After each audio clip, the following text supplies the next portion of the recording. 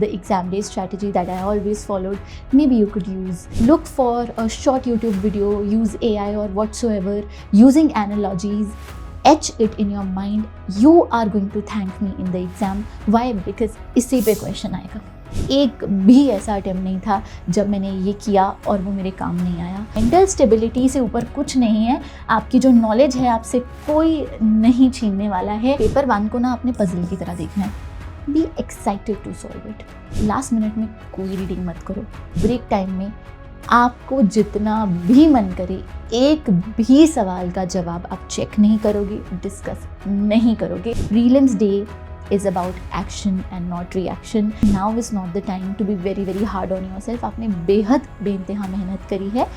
Please value yourself and have self confidence. Hi everyone, I welcome you all to Sarthi IAS. Since many of you are getting nervous for the upcoming prelims 2026 attempt, trust me, I have been there too, and the journey is not easy. Last 30 days can be very haunting and daunting. So I'm going to tell you what exactly I followed in all my attempts, especially the ones which I cleared actually, as well as the exam day strategy that I always followed. Maybe you could use them for yourself because it really helps and it's the only thing that makes the difference actually. So first of all, please understand that prelims is an objective paper. Unlike mains where fate has a role to play, prelims is a paper which is determined only and only by you, your efforts, your predictability. It is not your fate. If you understand that, value that, then only we talk about the second point. It is a game of two things which are again in your hands. Knowledge, which you can enhance even at this point of time. Yes, contrary to the belief that they say that at this point of time आप कुछ नहीं कर सकते हो, you can enhance your knowledge not by addition of content but by improving the quality of content. Apart from that, the most important thing, mental stability. I cannot stress on this enough that mental stability is everything that decides everything from now on. Okay? And this one only plays a small part. Let's go ahead to decode. What I always did in last 30 days, I'll tell you, simple approach था, disciplined but never too hard on myself. ये आपके लिए जानना ज़रूरी है. किसी का आपको कहना बहुत ज़रूरी है. Discipline रखो, prepared रहो, अपने एग्जाम के लिए सीरियस रहो. But now is not the time to be very hard on yourself. आपने बेहद बेइंतहा मेहनत करी है. Please value yourself and have self confidence. अगर मैं बात करूँ दो चीज़ों की, कंटेंट और प्रैक्टिस की. कंटेंट में देखो, एक चीज़ है, मैंने आपको अभी बोला कि आप अभी भी नॉलेज को इम्प्रूव कर सकते हो, कंटेंट को नहीं. यस, कंटेंट इम्प्रूव नहीं कर सकते हो क्योंकि अगर आप उसको करना शुरू हो जाओगे तो फिर ये 1 महीना भी नहीं रहा, अब तो फिसल जाएगा. लेकिन नॉलेज को इम्प्रूव कर सकते हो. Learning mindset, never say never approach. कोई भी ऐसा कॉन्सेप्ट है ज्योग्राफी का, मान लो आपको कोरियोलिस इफेक्ट नहीं समझ आया, इकोनॉमी में आपको पर्टिकुलर टॉपिक रेपो रेट भूल गया, हो जाता है ऐसा. आपको हिस्ट्री में कोई पर्टिकुलर चीज़ है, मनसबदारी सिस्टम भूल गया, नहीं समझ में आ रहा, कोई या कोई और कॉन्सेप्ट है नहीं समझ में आ रहा. Right that second, do not take it for granted. Look for a short YouTube video, use AI or whatsoever, using analogies, etch it in your mind. You are going to thank me in the exam. Why? Because इसी पे question आएगा. जो आपने अब मेहनत कर ली, जिस चीज़ पर अब ध्यान दे दिया, वही टॉपिक पे क्वेश्चन आ जाएगा. Never take any topic that comes in front of your eyes and you feel it could be important, या अगर मेरे को नहीं आया और बाकियों को आया तो यहाँ पर गलती कर लूँगी. टेक दैट थॉट सीरियसली और उस पर काम करो. एक भी ऐसा अटेम्प्ट नहीं था जब मैंने ये किया और वो मेरे काम नहीं आया. सच में एग्जाम में हर बार ऐसा हुआ. तो while this is not something that I decided और यू वुड डिसाइड, बट ये आपकी मेहनत है और लर्निंग माइंडसेट है जो एंड में आपको काम करता है. तो प्लीज़ इस चीज़ पे ध्यान देना. और नेवर से नेवर एटीट्यूड. आप अभी भी सीख सकते हो. कोई भी कॉन्सेप्ट जिसकी समझ नहीं है अभी इम्प्रूव कर सकते हो. Content will not lead you anywhere. Excellence over whatever you know. और परहैप्स कोई ऐसी पर्टिकुलर टॉपिक आपको लगता है कि आपने कवर नहीं किया है और वो आ सकता है, उसको भी कर सकते हो, लेकिन अलग अलग कंटेंट, नया नया कंटेंट आप नहीं कर सकते हो। ठीक है जी। सो ये आपने काम करना है। जैसे अभी मैंने मिनरल्स के ऊपर एक PDF बनाया, कई बच्चों ने नहीं किया होगा, लेकिन वो ऐसा टॉपिक है, आपने PYQs देखे हैं पिछले 5 साल में, हर साल सवाल आए, तो आपको पता है कि अगर वो कर लोगे तो आपके काम आ जाएगा। Not coming under FOMO, but it's actually your decision कि क्या चीज़ मैं एक्स्ट्रा कर सकती हूँ। बस उस चीज़ पे पकड़, एक्सेलेंस, ऊपर ऊपर से नहीं करना है, जो भी करना है डीपली करना है, क्योंकि ऊपर ऊपर से कुछ भी काम नहीं आएगा, बस वो बात याद रखना। उसके अलावा practice calmness. Here I'm not talking about practicing mock. Do whatever takes you to be calm and composed. The most important thing, अगर आपको कोट से कामनेस मिलती है, कोई कोट लिख दी, वो कर लो। अगर आपको पॉजिटिव एफर्मेशन से कामनेस फील होती है, वो कर लो। आपको PYQ के मॉक्स लगाकर कॉन्फिडेंस हो रहा है, वो कर लो। इनमें से कुछ भी काम नहीं आ रहा, मत करो। कुछ अच्छा खा पी कर, या कोई एक 1 day out with friends, yes you can do this. ठीक है, आप 10-12 दिन में अगर आपको लगता है किसी फ्रेंड के साथ बात कर कर आपको कामनेस महसूस हो रही है, वो कर लो, क्योंकि मेंटल स्टेबिलिटी से ऊपर कुछ नहीं है। आपकी जो नॉलेज है आपसे कोई नहीं छीनने वाला है, कहीं नहीं जाने वाली है। UPSC will not test your rote learning and anyways आपकी रूट लर्निंग आपको काम आती ही नहीं है। अगर कुछ फैक्चुअल इन्फॉर्मेशन भी है, वो भी आप कंसेप्चुअली अगर पढ़ोगे तो ही आप क्वेश्चन सॉल्व कर पाओगे, नहीं तो नहीं कर पाओगे। अगर फैक्चुअल क्वेश्चंस भी आए तो फिर जो चीज़ है ही नहीं, जो चीज़ पूछी ही नहीं जाएगी, उसके लिए स्ट्रेस कैसा। So focus on learning to become whatever it takes. Okay, of course not over indulgences. Now I'm going to tell you the exam day strategy, because it's one day and that decides the outcome of years of preparation. Yes it does. ठीक है, prelims में पास होना बहुत ज़रूरी है। एक ही दिन है और सारा वो एक गर्मी का दिन जो आपकी सालों की मेहनत को डिसाइड करेगा। तो सबसे पहले मैं आपको बताऊंगी पेपर 1 ब्रेक टाइम और पेपर 2 कैसे, इवन पोस्ट पेपर कैसे आपने उस चीज़ को बरकरार रखना है। सबसे पहले पेपर 1 को ना आपने पजल की तरह देखना है। Be excited to solve it. It's a puzzle and you got be very very excited to solve it. इतना भी नहीं that you are all over the place, but I hope you got to understand कि इतने साल आपने prepare करा है, तो देखो पेपर में क्या है, 1-1.5 साल की मेहनत तो आपकी टेस्ट होगी। So take it is as a puzzle.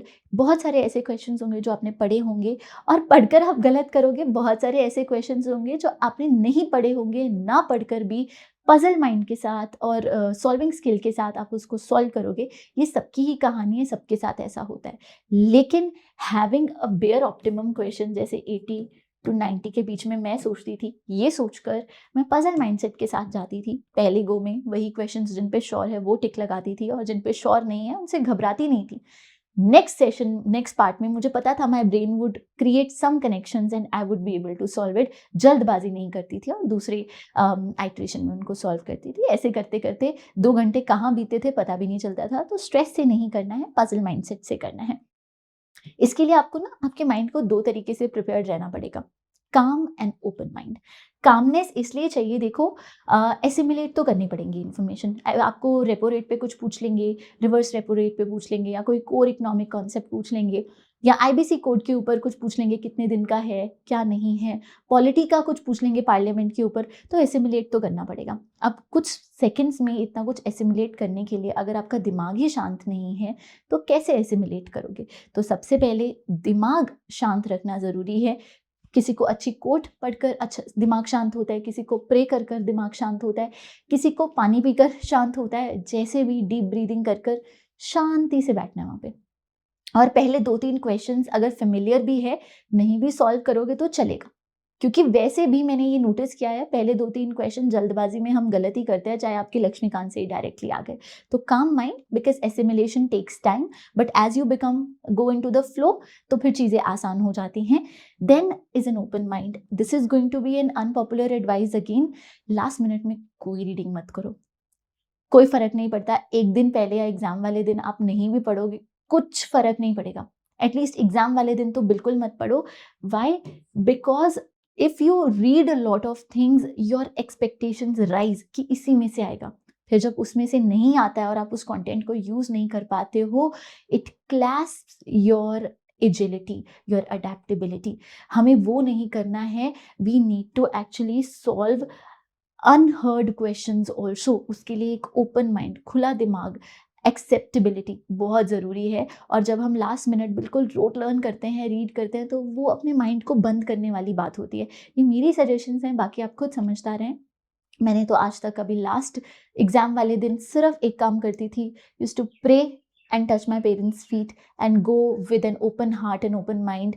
आओ, जैसा भी क्वेश्चन पेपर आता है, I am going to solve it like this is my paper and I am going to do good in it with that mindset. तो ये चीज़ आपने करना है। और ब्रेक टाइम, ये तो सबसे इंपॉर्टेंट है। Your reaction in this time will determine the fate of your next phase. Two things, do not drain your mind, non negotiable मैं आपको बता रही हूँ। सबसे पहले, ब्रेक टाइम में आपको जितना भी मन करे, एक भी सवाल का जवाब आप चेक नहीं करोगे, डिस्कस नहीं करोगे। This is consider it as an order. एक क्वेश्चन ज़्यादा सही हो गया तो आप बहुत ज़्यादा एक्साइटेड हो जाओगे, कम नहीं सही हुआ तो बहुत ज़्यादा डाउन हो जाओगे। आपको नहीं पता है कि आपकी प्रिपरेशन क्या है। अच्छा हुआ तो खुश हो जाओ, बुरा हुआ तो और अच्छा है। क्योंकि मेरे साथ तो ऐसा ही हुआ है, जब जब मैं बहुत खुश हुई हूँ तब तब एग्ज़ाम खराब गया, नंबर नहीं आए। और जब जब मैंने सोचा कि अरे क्या हो गया, मुश्किल था, उतना ही बढ़िया एग्ज़ाम हुआ। तो प्लीज़ ये माइंडसेट के साथ जाना और लास्ट मिनट में फॉर्मूला के चक्कर्स में मत पड़ना। आपका सी सेट इतना मुश्किल नहीं होता है। And coming from non maths background में कह रही हूँ, जिसमें सारी उम्र मैथ्स से मैं भागी ही हूँ, नॉट नाउ दो। ऐसा कुछ नहीं है कि फॉर्मूलाज से आपका मैथ सॉल्व होगा, नहीं होने वाला। सॉल्विंग से होगा, शांत दिमाग से होगा। इतनी ज़्यादा एग्जर्शन पेपर 1 के बाद, फिर इसमें भी आप बस पढ़ रहे हो और अपने दिमाग को भर रहे हो। आपने आरसी भी सॉल्व करनी है, मैथ्स भी सॉल्व करना है। उसके लिए क्लैरिटी ऑफ रीडिंग ज़रूरी है। करेक्ट को इनकरेक्ट नहीं पढ़ पाते हैं बच्चे, जो लिखा है उसकी जगह कोई नॉन नंबर पढ़ लेते हैं। ये सब क्यों होता है? क्योंकि आपका दिमाग extreme state of panic and बहुत ज़्यादा फिल्ड है, खाली नहीं है, शांत नहीं है। तो please do not drain yourself by just looking at paper 1 scores और preparing for the other one. अच्छा ही होगा उस माइंडसेट के साथ। Replenish your body, electrolytes, fruits, smoothies, कुछ लाइट, कुछ ऑयली मत खाना। एंड इतनी गर्मी का दिन है तो अपने आप को ठंडी चीज़ों के साथ थोड़ा फिल इन करना। मन करे तो आप थोड़ा रिलैक्स मेडिटेट कर लेना और कुछ मत करना। एंड एक और चीज़, अगर माँ बाप पूछें कि पेपर कैसा हुआ है, उनको हमेशा बोलना है कि अच्छा हुआ है। क्योंकि अगर हम नेगेटिव एनर्जी क्रिएट करेंगे, उनकी होप्स डाउन हो जाएंगी, वो हमारे तक पहुँचेंगी, अगला पेपर भी खराब होगा। और ये हो चुका है मेरे साथ। तो मैं आपको बता रही हूँ कि ये 3 चीज़ों का ब्रेक टाइम में ध्यान रखना। इस ब्रेक टाइम में कुछ एक्स्ट्रा करने से आपका सी सैट ऊपर नीचे नहीं होगा। कुछ अगर अपने आप को ड्रेन करोगे, ज़रूर अगला पेपर पे इम्पैक्ट पड़ेगा। पेपर 2 भी आपकी पजल ही है, मैं कई बार बता चुकी हूँ। Look at it like a sprint. आपको बस 4 से 5 सवाल करने हैं हर 10 मिनट में। आरसी करना है, आरसी कर लो। जो देखने से आपको सॉल्वेबल लग रहा है कर लो। ऐसा नहीं होता कि आप आरसी सॉल्व कर रहे हो तो आरसी के माइंडसेट से ही स्पीड बढ़ती है, ऐसा कुछ भी नहीं है। अगर 3-4 आरसी के सवाल आप कर रहे हो और आपसे सॉल्व नहीं हो रहे हैं, आपको पता है कि आपका कॉन्फिडेंस ड्रॉप होगा, तो मैथ्स के देख लो ना। इस तरीके से आप कर लो। और ये चीज़ आप एग्जाम वाले दिन एकदम से नहीं करोगे, प्रैक्टिस में लाओ कि आपको 4 क्वेश्चंस करने हैं, कोई भी करो। 5 ही करो, वैसे तो 4 से 5 करो। कई बार ऐसा होगा कि 10 मिनट में 5 कर लिए, तो अगली बार आपको क्या होगा कि ज़्यादा लेंथी क्वेश्चन आ गए तो 10 मिनट में 3 कर ले। एवरेज 4 to 5 रखो हर में। अगर किसी में 5 हो गए तो अगले में एटलीस्ट आपके पास ये है कि 4 की जगह 3 कर सको अगर लेंथी क्वेश्चन भी हैं। आई hope you have understood. Balance रखना है कि 4 तो करने ही करने हैं और एक्यूरेटली करने हैं। दूसरा, please choose speed over ego. There would be questions which you know you can solve, but you know it will take time. तो स्पीड ओवर ईगो के ऊपर फोकस करना। ऐसा मत करना कि भाई ये सॉल्व करते रहना, ये क्वेश्चन क्यों नहीं सॉल्व हो रहा, फिर सवाल हो जाएगा अगर पेपर नहीं होगा। तो हमें ऐसे क्वेश्चन सॉल्व करने हैं जो आराम से जल्दी जल्दी सॉल्व हो जाए। And post exam, just relax, PAT your back and just be happy about it. I know this is easier said than done, but आपने एक इतना डिफिकल्ट डे पार कर लिया जिसकी इतने टाइम से एंजाइटी है। बस खुश रहना है और कोई पूछे कैसा हुआ है तो उसको बोलना है अच्छा हुआ है। ना ज़्यादा खुश होकर बताना है, ना ज़्यादा दुखी होकर बताना है। जो होगा रिजल्ट आप डिसाइड नहीं कर सकते हो। Have a stoic mindset, control the controllable, that's all it matters. Be stoic about it. Prelims day is about action and not reaction. I have learned it the hard way, and I don't want you to repeat the same mistake. I wish you so much best wishes, and I know you're going to make it if you do this. Thank you so much. Have a great day.